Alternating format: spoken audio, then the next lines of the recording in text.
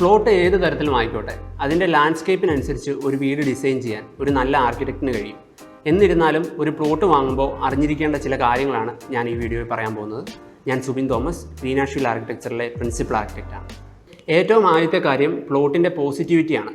നമ്മൾ പ്ലോട്ടിൽ നിൽക്കുമ്പോൾ നമുക്കൊരു പോസിറ്റീവ് ഫീലിംഗ് കിട്ടുന്നുണ്ടോ എന്ന് ശ്രദ്ധിക്കണം. പ്ലോട്ടിൻ്റെ ലാൻഡ്സ്കേപ്പിനും സമീപ പ്രദേശങ്ങളുടെ പ്രത്യേകതയും ഒക്കെ കൊണ്ടാണ് ഇങ്ങനെ ഒരു പോസിറ്റീവ് ഫീലിംഗ് ആ പ്ലോട്ടിന് തരാൻ പറ്റുന്നത്. രണ്ടാമത്തെ കാര്യം പ്ലോട്ടിലെ മണ്ണിൻ്റെ സോയിൽ ബിയറിംഗ് കപ്പാസിറ്റിയാണ്.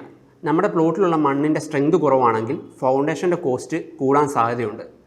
നമ്മുടെ പ്ലോട്ടിൽ കിണറോ മറ്റോ ഉണ്ടെങ്കിൽ അതിനുള്ളിലേക്ക് നോക്കിയാൽ നമ്മുടെ പ്ലോട്ടിലെ മണ്ണിൻ്റെ പല ലെയറുകളെപ്പറ്റി മനസ്സിലാക്കാൻ പറ്റുന്നതാണ്. അപ്പോൾ ഏകദേശം നമ്മുടെ ഫൗണ്ടേഷൻ എത്രത്തോളം ഡെപ്തി പോകുമെന്നും ഫൗണ്ടേഷന് ഏകദേശം എത്ര കോസ്റ്റ് ആവുമെന്നും കണക്ക് കൂട്ടാവുന്നതാണ്.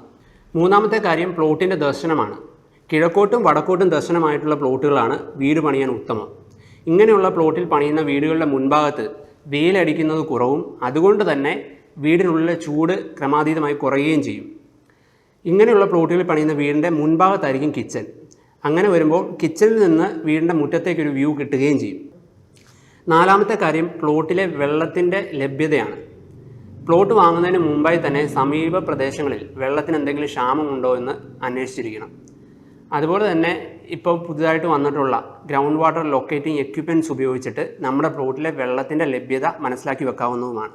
അഞ്ചാമത്തെ കാര്യം, നമ്മൾ വാങ്ങാൻ പോകുന്ന പ്ലോട്ട് ലൈറ്റനിങ് സോണിലോ ഫ്ലഡ് അഫക്റ്റ് ചെയ്യുന്ന ഏരിയകളിലോ ഒന്നും ആകരുത് എന്ന് ഉറപ്പാക്കണമെന്നുള്ളതാണ്. ആറാമത്തെ കാര്യം, നമ്മൾ വാങ്ങാൻ പോകുന്ന പ്ലോട്ടിൻ്റെ ചുറ്റുമുള്ള പ്ലോട്ട് നമ്മുടെ പ്ലോട്ടിനേക്കാൾ ഉയർന്നതാണോ എന്ന് ചെക്ക് ചെയ്യണം. ഇങ്ങനെ ഉയർന്ന പ്ലോട്ടുകൾ നമ്മുടെ പ്ലോട്ടിലേക്കുള്ള നാച്ചുറൽ വിൻഡിനെയും ക്രോസ് വെന്റിലേഷനെയും ഒക്കെ പ്രശ്നമുണ്ടാക്കാൻ സാധ്യതയുണ്ട്. അക്കാര്യങ്ങളും ചെക്ക് ചെയ്തിരിക്കണം. അതുപോലെ തന്നെ നമ്മുടെ ചുറ്റുമുള്ള പ്ലോട്ടിൽ നമ്മുടെ പ്ലോട്ടിന് അപകടകരമായ രീതിയിൽ എന്തെങ്കിലും ഉണ്ടോ, അതായത് നമ്മുടെ പ്ലോട്ടിലേക്ക് മണ്ണിടിഞ്ഞ് വീഴാനോ അല്ലെങ്കിൽ ഡ്രെയിനേജിനെ അഫക്റ്റ് ചെയ്യുന്ന രീതിയിലോ അങ്ങനെ എന്തെങ്കിലുമൊക്കെ ഉണ്ടോ എന്നും ചെക്ക് ചെയ്തിരിക്കണം. ഏഴാമത്തെ കാര്യം പ്ലോട്ടിന് ഷേപ്പാണ്. റെക്റ്റാങ്കുലർ ഷേപ്പിലുള്ള പ്ലോട്ടാണ് വീട് പണിയാൻ ഏറ്റവും നല്ലത്. ഇറഗുലർ ആയിട്ടുള്ള ഷേപ്പുള്ള പ്ലോട്ട് സെലക്ട് ചെയ്താൽ നമുക്ക് ഒരുപാട് സ്പേസ് വേസ്റ്റ് ആകാൻ സാധ്യതയുണ്ട്.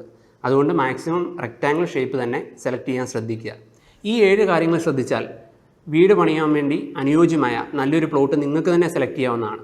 ഇക്കാര്യത്തിൽ എന്തെങ്കിലും സംശയങ്ങളുണ്ടെങ്കിൽ കമൻറ്റ് ബോക്സിൽ ചോദിക്കാവുന്നതാണ്. മറ്റൊരു ടോപ്പിക്കുമായി വീണ്ടും കാണാം. Thank you.